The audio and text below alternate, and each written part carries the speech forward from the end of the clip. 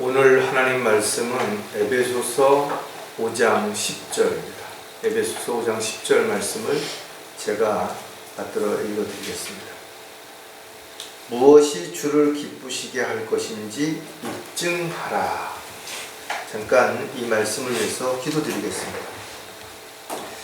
위대하신 하나님 아버지, 오늘도 저희들 사랑하셔서 이렇게 발걸음 한자리로 모아주시고 영과 진리로 경배드릴 수 있는 특권을 주셨음을 저희들은 기억하는 가운데 온전히 마음을 드리고 몸을 드리고 또 시간을 드리고 물질을 드리고 주님이 원하시고 기뻐하시는 삶을 통해서 아름다운 간증으로 그리스도의 향기로 저희들의 삶이 주님 보시기에 합당한 것임을 입증할 수 있는 그런 저희들의 생애가 되기를 간절히 구하고 합니다.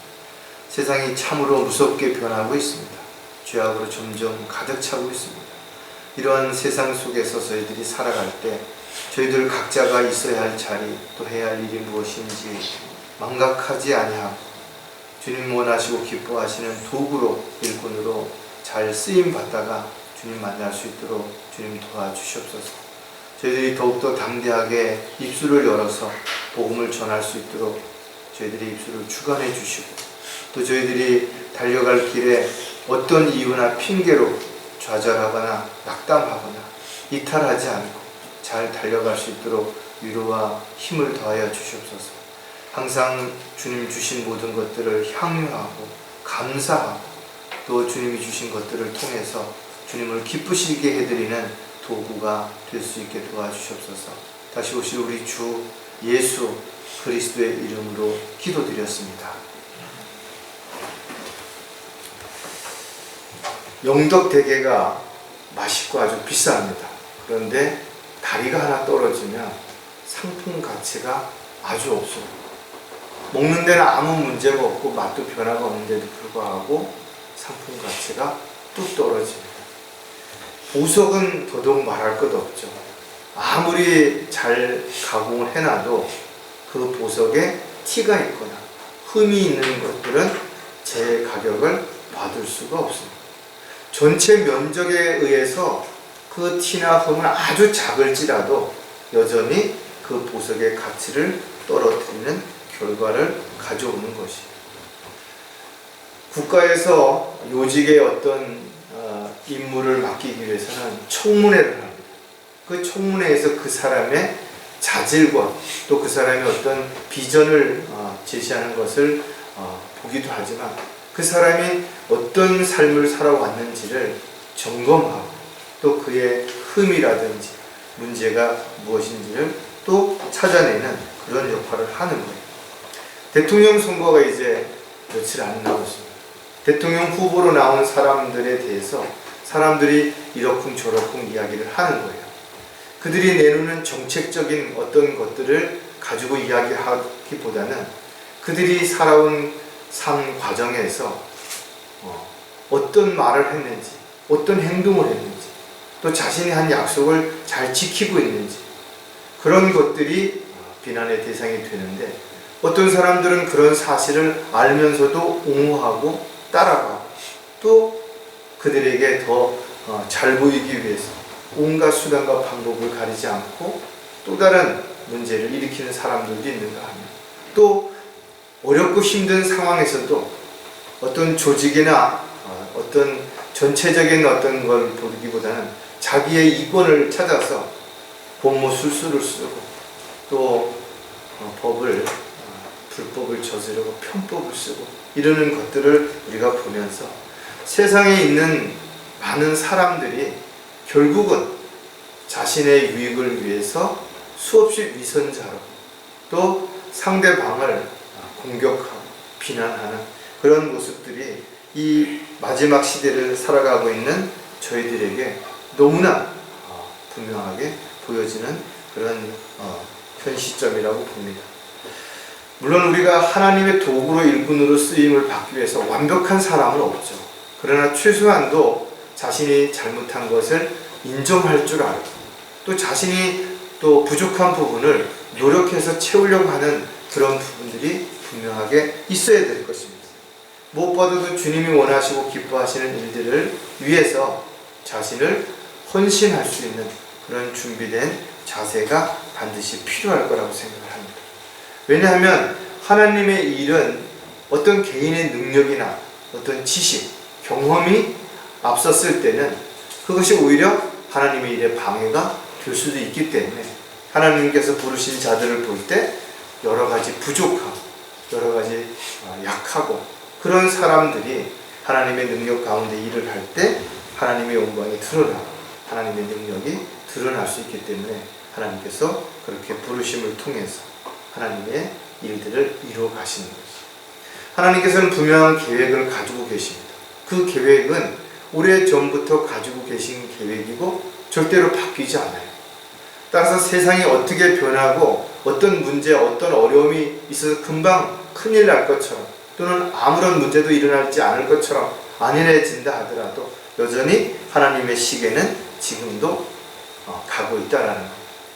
하지만 중요한 것은 그 하나님의 시간 속에서 저와 여러분이 무엇을 하며 어떻게 살다가 주님을 맞이할 것인가, 또 주님이 우리에게 어떤 일을 맡기셨다면 그 일을 어떻게 감당하며 주님을 기쁘시게 해드리는 삶을 살아갈 것인가가 훨씬 더 중요하다는 거죠. 하나님께서는 각 시대마다 일꾼들을 부르셔서 사용하신 내용들을 우리 성경을 통해서 자세하게 알 수 있는데 그 중에 몇 가지 예를 들어보면 아브라함은 하나님께서 부르심을 받고 친척과 부모를 떠나서 지시한 땅으로 간 것이에요. 어떤 이유나 핑계를 대지 않았다라는 거죠. 또 어떤 두려움이나 불안함으로 인해서 포기하지 않았다는 거예요. 하지만 그도 자신이 사랑하는 그 이삭으로 인해서 하나님과의 관계가 소홀했을 때 하나밖에 없는 독자 이삭을 번제로 드림으로 인해서 스스로 하나님 앞에 자신의 믿음을 입증받게 된 것이에요. 그래서 믿음의 조상이라고, 믿음의 아버지라고 칭함을 받게 된 것이에요. 야곱도 마찬가지죠. 아버지와 또 형을 배반하고 그리고 라반의 집으로 도망가서 그가 20년이라는 세월이 지난 다음에 비로소 베델로 올라올 때 압복강 강에서 천사와 씨름함으로 인해서 자신의 믿음을 입증했기 때문에 그가 하나님의 귀한 도구로 일꾼으로 쓰임을 받게 되는 것이죠. 요셉 역시도 마찬가지죠. 포디발의 집에서 종으로, 감옥에서 죄수로, 그러나 그가 믿음 안에서 신실한 모습 가운데서 입증을 받았기 때문에 이집트의 총리 대신으로서 하나님의 귀한 사역을 이루어갈 수 있었던 겁니다. 다니엘은 사자굴에서, 그의 친구들은 풀무불 안에서, 사도 바울 역시 자신의 지식을 배설물 같이 버림으로 인해서 하나님의 도구로, 일꾼으로 쓰임을 받게 됐다라는 겁니다. 그렇다면 저와 여러분이 하나님의 도구로, 일꾼으로 쓰임을 받기 위해서 우리는 무엇을 입증해야 되는 것인가, 이런 부분들을 다시 한번 돌아보는 그런 시간이 되셨으면 좋겠습니다. 오늘 설교 제목은 반드시 입증해야 할 세 가지 시험. 우리는 이 시험을 입증해야 돼요. 그래서 자신이 이 시험에 넘어가거나 실족하거나 또는 낙오되는 그런 일이 없어야 됩니다. 우리는 살면서 부모에게, 또 직장 상사에게, 이웃에게, 친구에게 끊임없이 검증을 받게 되죠.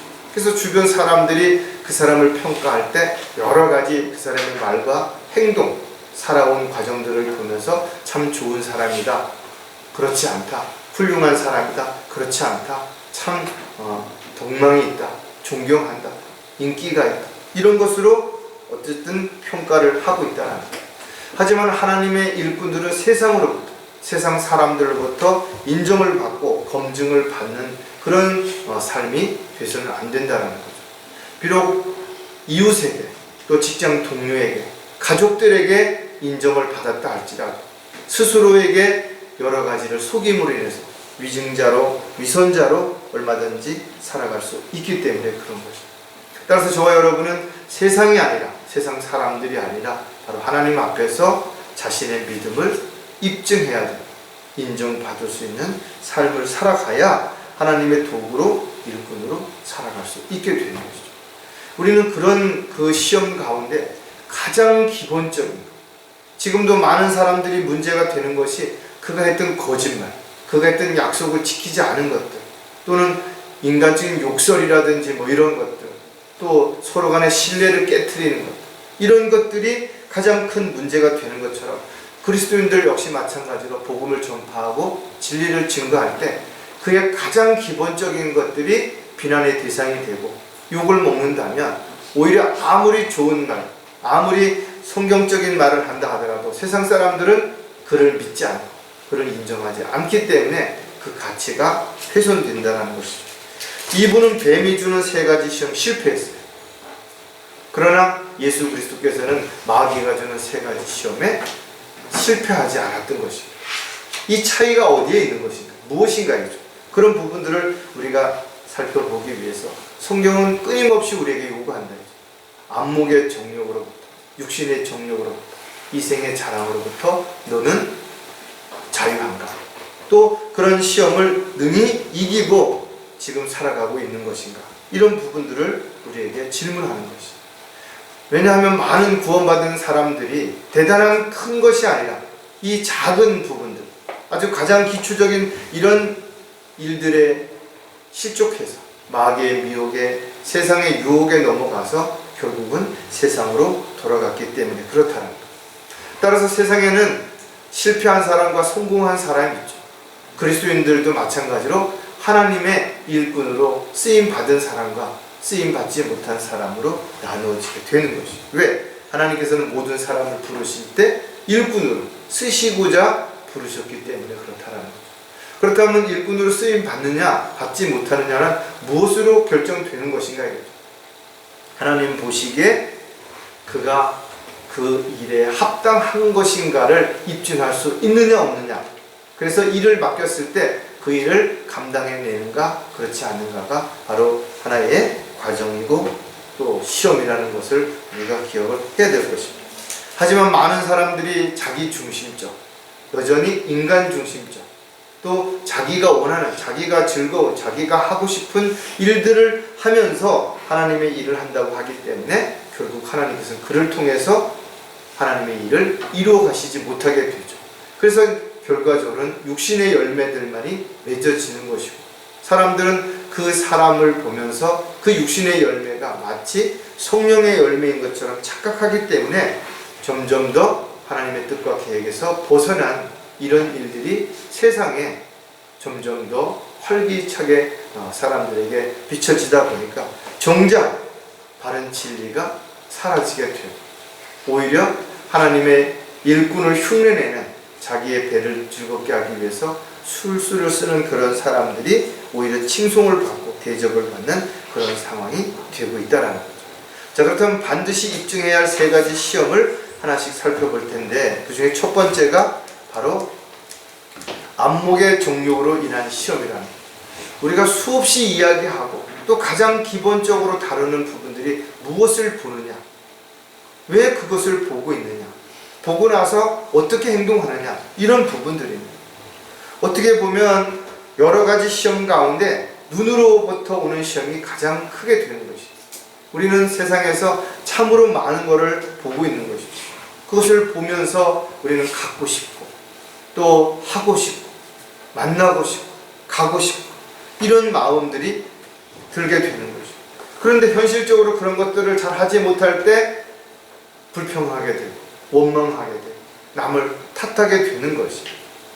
대부분의 많은 사람들이 뜬구름을 잡으려고 하죠. 그래서 현실과 이상이 맞지 않습니다. 그 간격이 너무 클 때 사람들은 공허하게 되고 허탈하게 되고 낙담하게 되고 좌절하게 될 수밖에 없어요. 그 간격을 메꾸기 위해서 어떤 사람들은 편법을 쓰고 불법을 저지르고 남을 속이고 남의 것을 착취하고 뺏는 이런 일들도 일어날 수 있다는 거예요. 사람이 살아가는데 의식주가 필요하죠. 그 중에서도 어떻게 보면 먹는 것보다 더 시급한 게 없는 것이. 왜냐하면 사람이 여러 가지가 필요하지만 먹고 사는 문제가 해결되지 않으면 그 사람이 삶이 지속될 수 없기 때문에 그렇습니다. 가장 지혜로웠던 솔로몬 역시도 마찬가지로 사람들이 굶주리게 되면 결국은 죄를 지을 수밖에 없게 되는 거죠. 그래서 정말 부하게도 마시고 가난하게도 마시고 나를 먹이시고 입히시고 인도하시는 부분에 있어서 내가 죄를 짓지 않도록 그렇게 우리는 끊임없이 주님 앞에 기도하면서 살아야 될 것입니다. 특히 그리스도인들이 이 세상에서 가질 수 있는 직업이 많지 않습니다. 왜?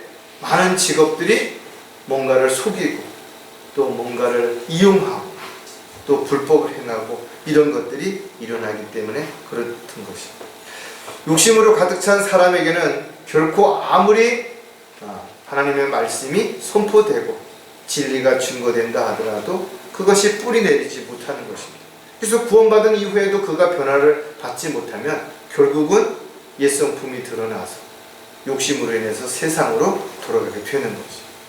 마가복음에 보면 그들 안에 뿌리가 없으므로 잠시 동안 견디다가 후에 그 말씀으로 인하여 고난이나 박해가 오면 곧 실족하는 자들이요.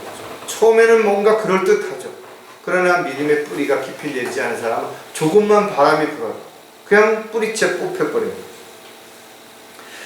사람들이 구원받은 이후에도 영원한 것보다는 현실의 눈앞에 보이는 것들에 더 많은 마음을 두고 또 관심을 두기 때문에 실족하게 되는 것입니다.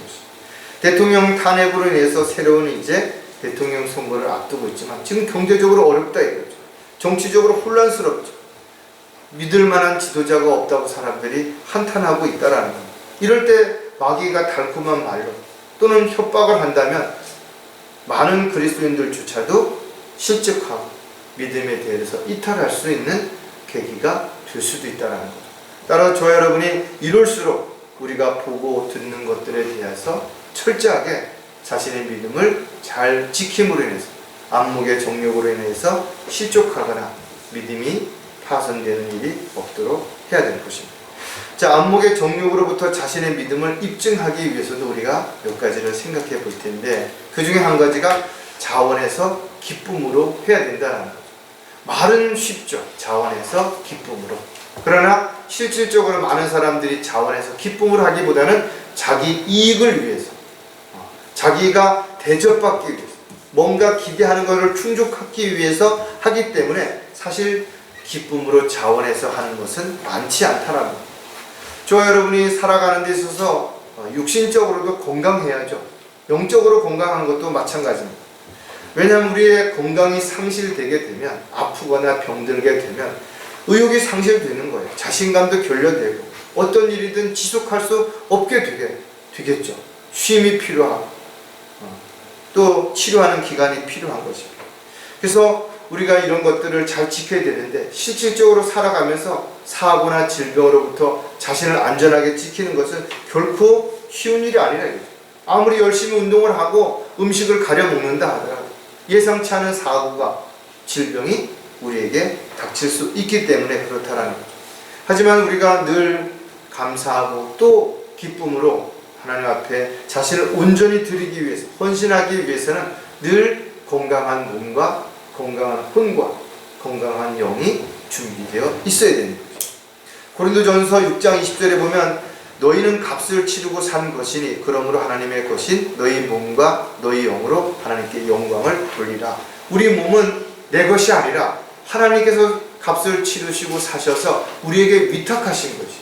그렇다면 우리는 그 몸을 잘 관리하고 돌보는 일은 무엇보다도 중요하다. 왜?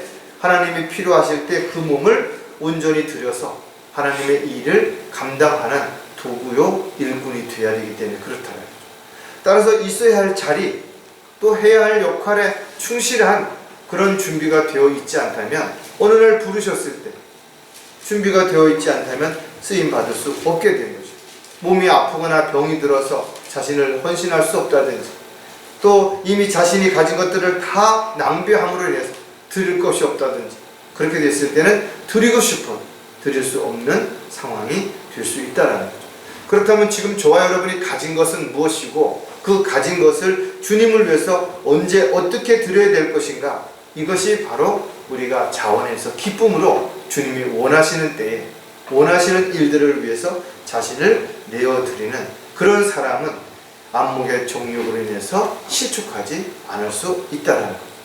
안목의 정욕으로부터 자신의 믿음을 입증하려면 마음의 평안을 누려야 된다는 거죠. 사람에게 있어서 영적인 안식뿐만 아니라 혼과 몸도 안식이 필요하죠. 우리 육신은 너무 지치면 포기해버리거나 주저앉아 버릴 수밖에 없다는 거죠. 아무리 많은 것을 가지고 있다 할지라도 마음이 불편하다든지 마음에 평안이 없으면 그 모든 것들은 지속하기가 어려워지는 거죠.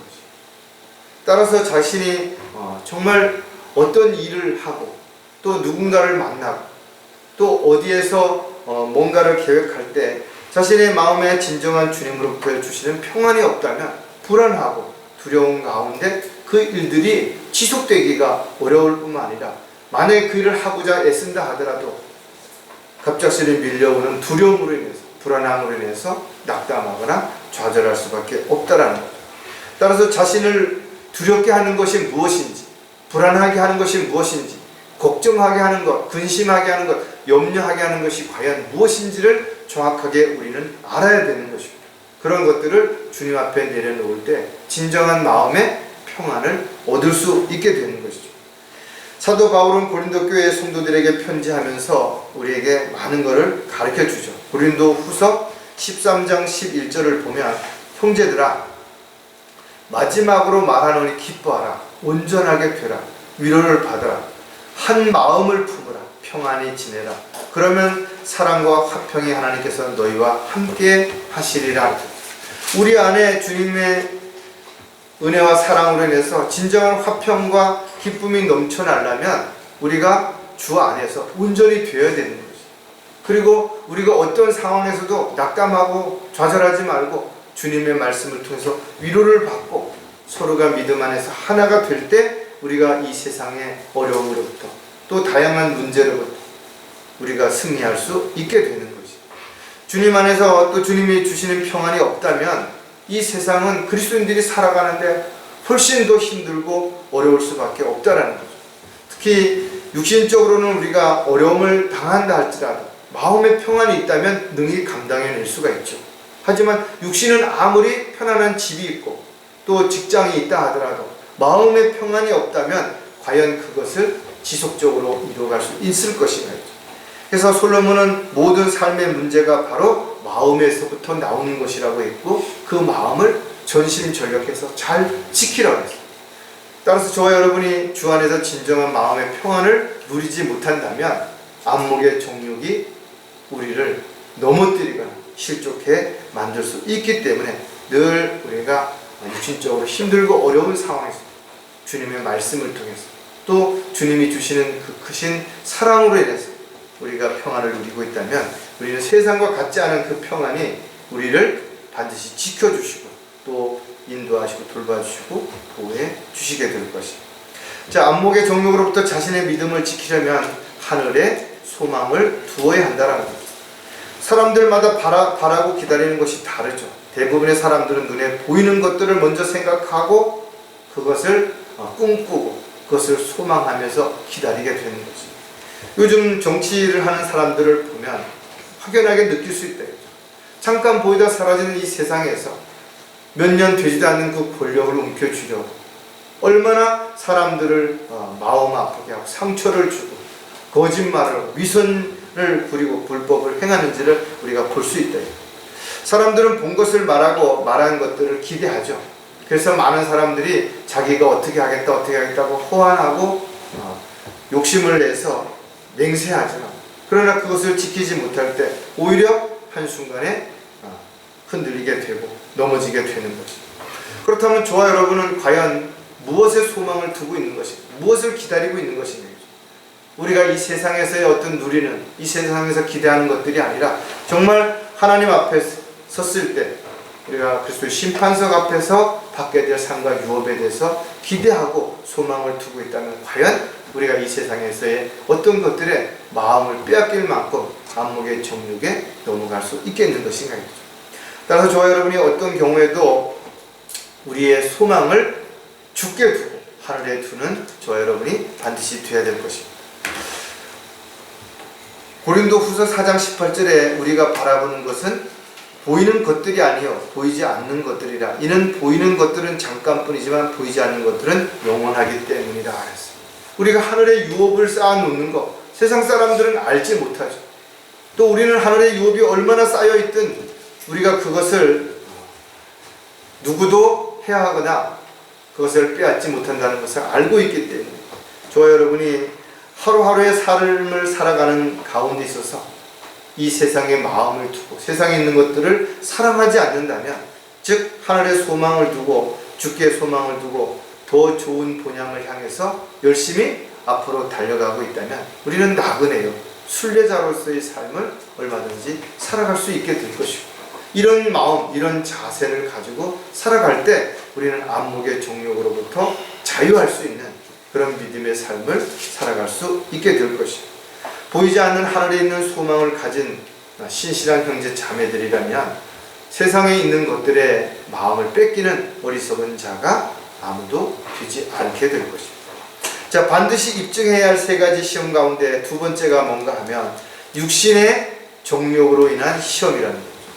우리가 안목의 정욕을 잘 이겨냈다 하더라도 우리 안에는 육신의 욕망이 끊임없이 일어나고 있다는 거예요. 왜? 우리 안에는 아직까지도 더러운 아담의 옛 성품이 남아있기 때문에 그런 거죠. 타락한 성품이 우리를 끊임없이 자극하고 있기 때문에 그렇습니다. 따라서 구원받기 전에 우리가 육신의 정욕을 따라서 살았던 사실들을 우리는 다 기억하고 있는 것이죠. 사도 바울 역시 에베소에 편지하면서 그들 가운데서 우리 모두가 이전에는 우리 육신의 정욕대로 행하였으며 육신과 마음의 욕망을 이루어 다른 자들과 마찬가지로 본래 진노의 자녀였느니라. 누구도 부인할 수 없죠. 누구도 이 사실을 부인해서도 안 되는 것이죠. 육신은 계속해서 성령을 거역하고 육신을 따라 살아가는 삶은 결국은 하나님의 뜻을 거역하고 세상을 사랑할 수밖에 없다라는 거죠. 따라서 저와 여러분이 구원받은 이후의 삶을 우리 한 번쯤 돌아보면 끊임없는 육신의 정욕들이 우리를 힘들게 만들었고 발목을 잡았던 것이에요. 그러나 그때마다 잘 뿌리치고 잘 이겨냈기 때문에 지금 이 자리에 와 있는 것입니다. 그러므로 너희는 죄가 너희 죽을 몸 안에서 군림하지 못하게 하여 몸의 정욕 가운데서 죄에게 순종하지 말라 하셨습니다. 저와 여러분이 육신을 따라서 과거에 살았던 그 죄의 맛을 따라가게 된다면 결국은 죄를 지을 수밖에 없고, 죄를 짓게 된다면 하나님과의 교제가 단절되고 하나님의 뜻과 계획에서 벗어나서 결국은 하나님이 원하시고 기뻐하시는 도구로 일꾼으로 쓰임받을 수 없게 되기 때문에 그렇다는 겁니다. 또 육신의 정욕을 이루지 않기 위해서 성경은 성령 안에서 행하라 이렇게 우리에게 가르쳐주고 있죠. 사도 바울 역시 우리에게 날마다 자신을 죽은 것으로 여기라는 것이죠. 그리스도께 속한 사람들은 그 육신을 예정과 정욕과 함께 십자가에 처형하였느니라. 저와 여러분은 십자가에서 예수 그리스도와 함께 죽었고 다시 성령 안에서 다시 새롭게 된 사람들입니다. 따라서 저와 여러분이 육신의 정욕으로부터 벗어나려면 성령을 따라 행하는, 성령 안에서 살아가는 육신이 아닌 성령 충만한 삶이 지속될 때 우리는 육신의 정욕으로부터 자유롭고 또 육신의 정욕을 능히 뿌리칠 수 있기 때문에 그렇다라는 겁니다. 자, 육신의 정욕으로 인한 시험으로부터 우리의 믿음을 입증하려면 가장 먼저 옛 성품을 벗어버려야 한다는 거죠. 구원받은 이후라 하더라도 우리 안에는 찌꺼기가 남아있는 것이, 평소에는 잘 감춰져 있고 가라앉아 있다가 화가 난다든지 어떤 자신의 유익이 결부된다든지 그러는 순간에 자신도 모르게 이런 남아있는 옛 성품들이 드러나서 결국은 죄를 짓게 되게 되는 것입니다. 타락한 성품을 붙잡고 어떻게 해보려고 하지 말고, 그래서 구원받은 그리스도인들은 마음을 새롭게 변화를 받으라는 것이죠. 그래야 하나님이 원하시고 기뻐하시고 선하신 뜻이 무엇인지를 알게 되고 그것을 입증하는 삶을 살아갈 수 있게 되는 것이죠. 분명한 것은 저와 여러분이 예수 그리스도 안에서 새로운 피조물이 되었다 이거죠. 옛 것들은 지나갔으니 보라 새 것이 되었도다. 이렇게 우리에게 주어졌는데도 불구하고 여전히 옛 성품을 따라서 육신적인 그리스도인으로서 삶을 살아가는 사람들이 얼마든지 있다라는 거죠. 저와 여러분도 죄를 짓게 되면 곧바로 육신적인 성품들이 드러나서 하나님을 대적하고 하나님의 뜻과 계획에서 벗어나는 결과를 가져오는 거죠. 골로새서 3장 9절에도 보면 서로 거짓말하지 말라. 너희가 그 행위와 함께 옛사람을 벗어버리고. 거짓말은 가장 뭐예요? 마귀의 성품 가운데 가장 두드러진 것이에요. 교만한 건 뭐예요? 마귀가 쓰는 가장 악랄한 수법 가운데 하나인 것이에요. 내가 아니면 안 된다든지, 나만은 잘 된다든지, 다 나와 같다든지, 다 내 뜻을 동조한다든지 착각하고 있는 것이에요.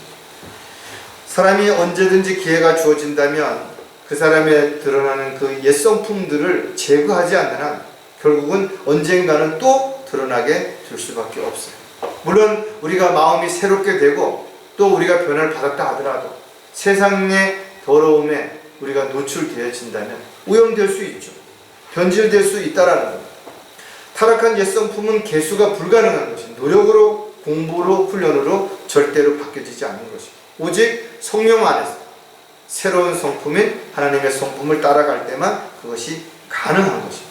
그래서 사도 바울은 에베소에 편지하면서도 이전 행실에 관해서는 기만의 욕망을 따라 썩어진 옛사람을 벗어버리라 이렇게 권면하고 있는 것입니다. 야고보 역시도 너희는 모든 더러움과 넘치는 악을 벗어버리고 너희 혼들을 구원할 수 있는 심겨진 말씀을 온유함으로 받으라.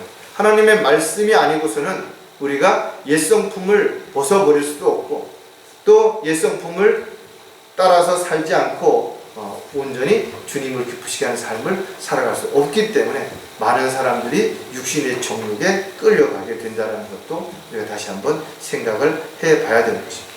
자, 육신의 정욕으로 인한 시험으로부터 우리가 자신의 믿음을 입증하려면 만족하는 법을 배워야 한다는 거예요. 사람의 욕심은 끝이 없죠.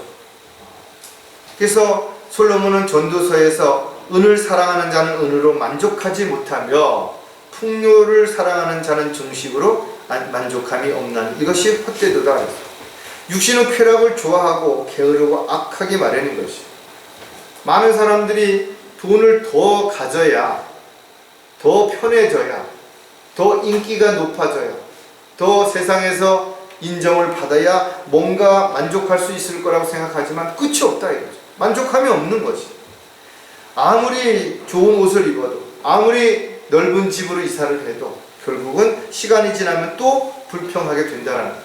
다시 말해서 만족은 외부로부터 오는 게 아니라 내 안에서 일어나는 것이에요. 마치 말 한문 그대로 우리 발이 편안한 것을 만족이라고 말한다는 거죠. 내가 마음이 편안하고 기쁘고 감사하고 이렇게 생활하는 것이 만족이지 특별한 뭔가를 가졌다고 얻었다고 얻어지는 게 만족이 아니라는 것이죠. 빌립보서 4장 11절에 사도 바울은 내가 궁핍함으로 말하는 것이 아니니 이는 내가 어떤 처지에서도 스스로 만족하는 법을 배웠기 때문이라 했습니다. 그가 스스로 만족하는 법을 배우기까지 얼마나 많은 힘들고 어려운 과정들을 거쳤는지 우리는 성경을 통해서 알 수 있다. 자신이 있는 곳에서 만족하지 못한다면 그가 더 좋은 상황이 된다 하더라도 순간적으로 만족할지 모르죠. 그러나 시간이 흐르면 또다시 불만을 가질 수밖에 없다는 것. 전도서 1장 8절에 만물은 수고로 가득 찼으나 사람이 그것을 표현할 수 없으니 눈은 보는 것으로 만족하지 못하며 귀는 듣는 것으로 채워지지 않는도다. 누구나 어느 시대나 힘들고 어려움은 다 있다 이거죠. 그런 가운데서도 만족하는 사람들은 또 있었던 것이에요. 지금처럼 살기 좋고 많은 것들이 새로움들이 우리에게 기대를 주지만 여전히 불만을 가진 사람들이 많이 있죠. 오히려 선진국이 더 많은 불평과 불만을 가지고 살아간다는 거예요. 만족하지 못한다는 거예요. 오히려 더 못 사는 그런 국가들이 만족하는 것들을 볼 때 참 말이 안 되는 것처럼 느껴질 수도 있고 이해가 안 될 수도 있지만 그러나 실질적으로는 그렇다라는 거죠. 욕심을 버리고 현실을 직시하고 지혜롭게 대처할 수 있을 때 우리는 만족할 수 있는 것이고 주님이 주신 것들을 잘 향유할 때 만족할 수 있다는 것도 꼭 기억을 해야 될 것입니다. 육신의 정욕으로부터 자신의 믿음을 입증하려면 아무도 신뢰하지 말아야 한다는 거죠. 무엇인가를 두려워하면 눈에 보이는 것을 의지하거나 신뢰할 수밖에 없어요. 모든 종교의 시작이 어디서부터 시작이 됐어요? 바로 죽음을 두려워함으로부터 시작이 된 것입니다. 죽은 이후에 어떤 일이 벌어날지 모르는 거예요. 또 죽은 이후에 뭔가 기대할 수 있는 게 없는 거예요. 그러다 보니까 세상에 뭔가 특별한 사람, 특별한 조직, 특별한 말, 특별한 어떤 행위, 이런 것들에 마음을 두고 그것을 신뢰하게 된 것이 바로 종교라는 것입니다. 결국 그러나 어려운 상황에, 불가능한 상황에 부딪히게 됐을 때 그들은 알게 된다는 거죠. 이 모든 것이 다 아무것도 아니라는 걸 알게 됩니다. 오직 신뢰할 수 있는 분은 주님 한 분밖에 없다. 왜? 그분만이 전지전능하시고 모든 것을 다 알고 다 하실 수 있기 때문에 그런 거지. 따라서 우리가 안목의 정욕에서 또 육신의 정욕에서 벗어나려면 가장 중요한 것은 이 세상에 누구도 신뢰하지 말라는 거죠. 왜? 그 어떤 사람도 신뢰의 대상이 되지 못하기 때문에 그런 거지. 잠언 25장 19절에 보면 고난의 때에 신실하지 못한 사람을 신뢰하는 것은 마치 부러진 이와 탈골된 발 같으니라. 정치하는 사람들이 누군가를 신뢰하고 맹신하고 따라가다가 한순간에 무너져 내린다. 어떤 조직도 사람도 마찬가지. 한순간에 무너져 내릴 수 있고 한순간에 그것이 잘못되어서 나락으로 떨어질 수 있기 때문에 그런 거죠. 그래서 성경은 아내조차도 신뢰하지 말라고, 늘 함께하는 아내를 신뢰하고 믿고 그렇게 해줘. 그런데 왜 성경은 그렇게 하지 말아요? 전적으로 신뢰하지 말라는 거예요. 왜? 어떤 상황에서 어떻게 변화될지 아무도 알 수 없기 때문에 그런 것이. 잘못된 신뢰는 가장 가까운 사람에게서부터 시작이 되는 것이. 이 사람이, 이 조직은. 그러나 꼭 배반당하는 것은 믿었던 사람에게서, 가장 가까운 사람에게서 그런 상황이 벌어지기 때문에 더 치명적이고 더 돌이킬 수 없는 고통을 받게 되는 것입니다. 우리는 우리 자신 속에 사형 선고를 받았으니 이는 우리로 우리 자신을 신뢰하지 아니하고 죽은 자들을 살리시는 하나님만을 신뢰하게 하려 함이라. 저와 여러분이 신뢰해야 할 대상이 오직 하나님 한 분밖에 없다는 거예요. 자신도 또 자기가 믿을만하다고 생각했던 주변 사람도 결국은 전적으로 신뢰할 대상은 되지 못한다는 거예요. 우리가 자신을 죽은 것으로 여길 때 죄에 대하여 세상에 대하여 끌려다니지 않을 수 있는 것이고 육신의 정욕에 속아서 우리가 죄를 짓는 어리석은 자가 되지 않을 수 있기 때문에 그렇습니다. 자, 반드시 입증해야 할 세 가지 시험 가운데 마지막으로 세 번째가 뭔가 하면 이생의 자랑으로 인한 시험이다. 그리스도인들은 세상에 속한 자는 아니지만 세상 속에서 살고 있는 것이죠. 그래서 세상으로부터 우리는 미움을 받고 공격을 받고 비난을 받고 욕을 먹는 것이죠.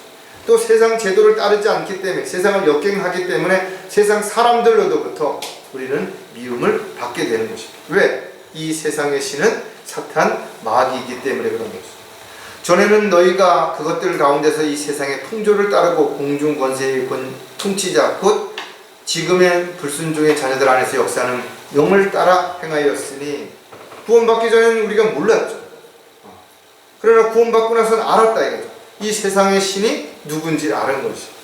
그리고 이 세상 제도를 관장하는 것도 누군지를 알았다라는 거죠. 또 그들이 구원받지 못하도록, 영적으로 성장하지 못하도록, 헌신하지 못하도록, 또 하나님의 도구로 일꾼으로 쓰임받지 못하도록 끊임없이 방해하고 막고 있다는 것도 우리는 알고 있는 거죠. 그런데 중요한 것은 그 사탄 마귀가 사람들을 속이고 있다는 거예요. 때로는 천사처럼 자신을 빛의 천사로도 가장하기도 하고, 자선사업가, 독지가, 정치가, 예술가, 스포츠인으로 가장해서 사람들을 속이기도 한다 이거죠. 그래서 베드로는 정신을 차리고 깨어있으라, 이는 대적 마귀가 울부짖는 사자처럼 삼킬 자를 찾아 두루 다닌다고 이야기했던 거죠. 예수님께서도 제자들에게 아무도 너희를 미혹하지 못하도록 주의하라 이거죠. 지금도 우리를 마지막 때가 가까울수록 더욱더 믿음의 사람들마저도 실족시키기 위해서 수단과 방법을 가지고 마귀는 사람들을 넘어뜨리려고 하고 있는 것입니다. 안목의 정욕을 피하고 육신의 정욕을 잘 피해왔다 하더라도 결국은 내 안에 있는 또 다른 문제, 즉 교만함으로 인해서 이생의 자랑으로 인한 시험에는 무너지는 그런 그리스도인들도 있기 때문에 저와 여러분이 철저하게 자신을 낮추고 섬기는 자로 살아가야 되는 것을 성경이 왜 그토록 강조하는지도 반드시 이해를 하고 기억을 해야 될 것입니다. 자, 이생의 자랑으로부터 자신의 믿음을 입증하려면 신실함을 인정받아야 된다는 거죠. 세상에서도 명예를 목숨보다 더 소중히 여기는 사람들도 있죠. 그러나 그리스도인들은 이 세상에서의 명예나 권력이나 부나 인기가 아니라 바로 하나님 앞에서 인정을 받아야 되는 거죠. 또 사람들에게 칭찬받는 삶을 살아야 되는 건 분명하죠. 그러나 더 넘어서 사람들에게 칭찬받기보다는 하나님 앞에 칭찬받는 자가 되어야 되는 것이고, 그렇게 살기 위해서는 우리는 반드시 신실함을 우리가 입증할 수 있어야 되는 것이죠. 시편 기자는 너희 모든 성도들아 주를 사랑하라. 주께서는 신실한 자를 보호하시고 교만히 행하는 자에게 충분히 갚으시기 때문이라 했어요. 하나님의 일꾼이 신실하지 못한다면 하나님의 일꾼으로서 자격이 박탈되는 것이죠. 누가복음 10장 16장 10절에 보면 지극히 작은 일에 신실한 사람은 큰 일에도 신실하며 또 지극히 작은 일에 부정한 사람은 큰 일에도 부정하느니라. 우리가 살아가면서 그 정도 사람이 할 수 있지.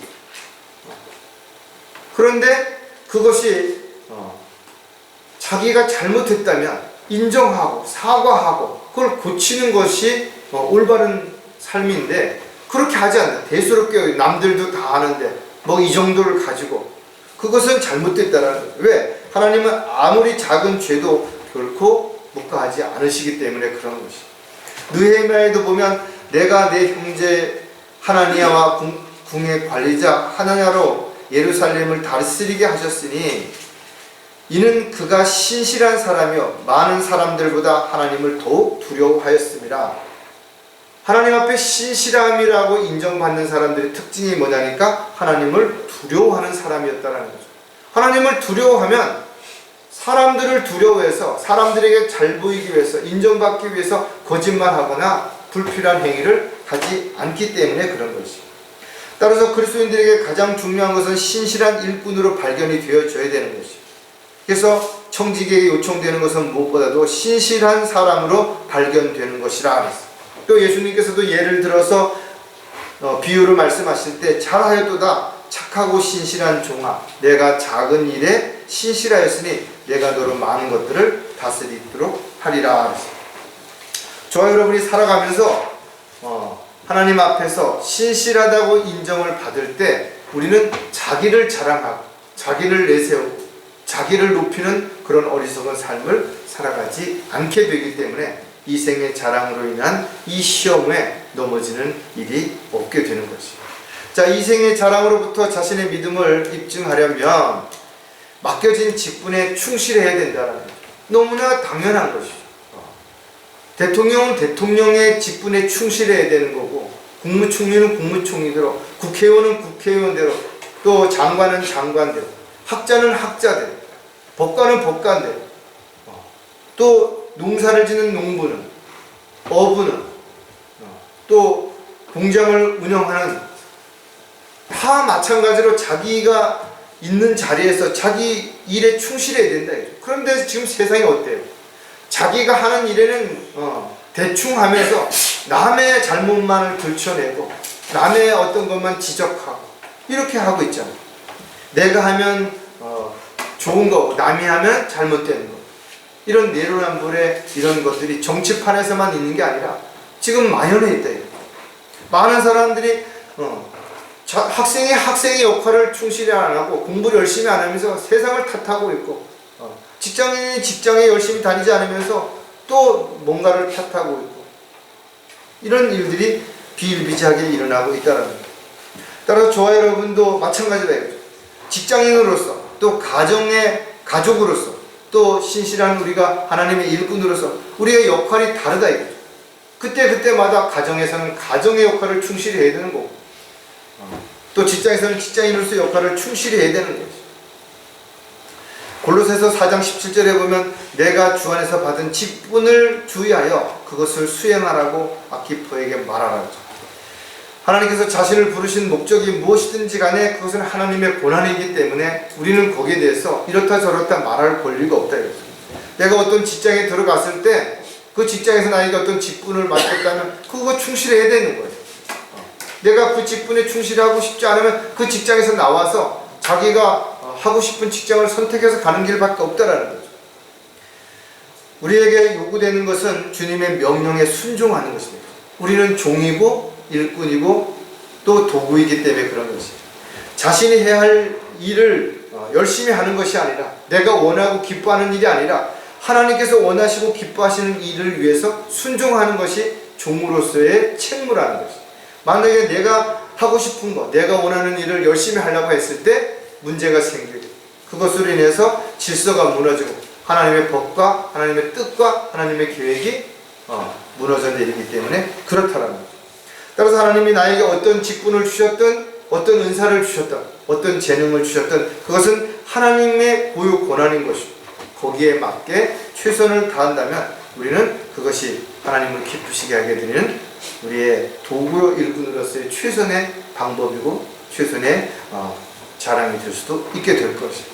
자, 이 생의 자랑으로부터 자신의 믿음을 입증하려면 우선순위가 분명해야 된다. 우리가 늘 이야기하잖아요.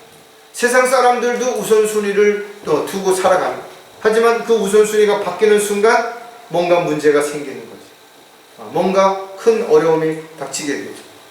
왜냐하면 우리가 살면서 해야 할 일이 있죠. 만나야 할 사람이 있고 가야 할 곳이 있는 것이죠. 그럼 우리가 동시에 이걸 다 할 수 없다 이거죠. 그래서 우리는 나름대로 우선순위를 두고 먼저 해야 할 일과 나중에 해야 할 일, 더 위급한 일과 그렇지 않은 일, 이것을 나름대로 우선순위를 두는 것이죠. 하지만 그리스도인이 하나님의 종으로 일꾼으로 살아가는 데서는 이 세상적인 우선순위하고는 또 다르다 이거죠. 세상의 일과 하나님의 일이 동시에 해야 될 땐 하나님의 일을 우선적으로 해야 되는 거죠. 우리가 주일날 피곤하니까 쉬기도 하고, 또 직장 생활하면서 시간이 없으니까 밀리는 어떤 일도 하고, 또 여행도 가고, 맛있는 음식도 먹고 싶고, 그렇지만 그리스도인으로서 우리가 살아가는데 하나님 앞에 나와서 경배를 드리고 하나님 앞에 찬양을 드리고 기도하는 일이 우선되기 때문에 우리가 나머지들은 이런 것들을 먼저 하고 집에 돌아가서 여유로운 시간에 그 일들을 해가는 것처럼, 이런 것이 마찬가지예요. 하나님 주신 물질을 주님이 원하시고 기뻐하시는 일에 먼저 사용하고, 그 다음에 내가 원하는 일에 사용할 수 있는 우선순위가 분명히 주어지는 이런 경제적인 관념도 바르게 서야 되는 거죠. 무엇보다도 고린도후서 5장 15절에 그가 모든 사람을 위하여 죽은 것은 산 자들이 이제부터는 더 이상 자신들을 위하여 살지 않고 자기들을 위하여 죽었다가 다시 살아나신 그분을 위하여 살게 하려는 것이 분명하다 이거죠. 우리가 이 세상을 살아가고 있지만 이 세상에서 해야 할 일들이 있다라는 겁니다. 그 세상에서 해야 할 일들이 무엇인가 하면 더 이상 자신을 위해서가 아니라 하나님을 위해서, 주님을 위해서 그렇게 살아야 된다는 거예요. 이게 사도 바울이 우리에게 가르쳐주는 살든지 죽든지 먹든지 마시든지 주님의 영광을 위해서 그렇게 하라는 것이죠. 따라서 더 이상 우리는 자신을 주장할 수 없다 이거죠. 왜? 우리는 하나님의 것이기 때문에, 하나님의 종이기 때문에, 하나님의 일꾼이기 때문에 그렇다라는 거예요. 이와 같은 우선순위가 무너지게 되면 우리는 육신적인 세상적인 그리스도인들이 되어서 배교하거나 또는 하나님을 대적하는 결과를 가져올 수 있기 때문에 그렇습니다. 따라서 저와 여러분이 오직 믿음 안에서, 말씀 안에서 주님 오실 때까지 분명한 우선순위를 두고 세상 일보다는 하나님의 일을, 내가 원하는 일보다는 하나님께서 원하시는 일을, 또 내가 하고 싶은 일보다는 하나님께서 맡겨주신 일들을 위해서 자신을 온전히 내어드릴 수 있는 헌신된 삶을 살아가는 사람은 이 생의 자랑으로 인한 시험에서 넘어지지 않을 수 있다는 거예요. 어떻게 보면 가장 인간적으로 또 신앙생활하는 데 있어서 가장 기초가 되는 이와 같은 시험에 대부분의 사람들이 넘어지고 그것으로 인해서 믿음의 길을 지속해서 달려가지 못한다는 거죠. 안목의 정욕, 또 육신의 정욕, 이생의 자랑, 이런 것들은 어떻게 보면 우리가 끊임없이 지금까지 시험의 대상이 되었고 또 앞으로도 시험을 당할 수밖에 없는 상황이 되겠지만 이브처럼 넘어지지 말고 예수님처럼 당연히 승리함으로 인해서 주님께 영광을 돌려드리는 저와 여러분이 되시기를 주님의 이름으로 부탁을 드리겠습니다. 기도하겠습니다. 하나님 아버지, 이제 내가 산 것은 더 이상 나 자신을 위해서가 아니라 나를 위해서 죽으셨다가 부활하신 위대하신 주님을 위해서 살아가는 종료 일꾼으로서의 삶이라는 것을 다시 한번 생각하게 해주셔서 감사를 드립니다. 이 말씀이 저희들이 살아가는 동안에 있어서 늘 우선순위가 되어서 또 잣대가 되어서 저희들이 모든 것들을 판단하고 결정하고 실행함에 있어서 늘 주님만을 먼저 생각하고 또 주님만을 바라보는 가운데서 저희들이 올바르게 신앙생활을 지속해 나감으로 주님 오시는 그날까지 한 사람도 낙오되거나 실족하지 아니하고 이와 같은 가장 기본적인 시험을 다 이겨내고 견뎌내고 참아냄으로 인해서 주님의 종으로 일꾼으로 귀하게 쓰임받다가 주님 만날 수 있도록 도와주시옵소서. 다시 오실 우리 주 예수 그리스도의 이름으로 기도드렸습니다.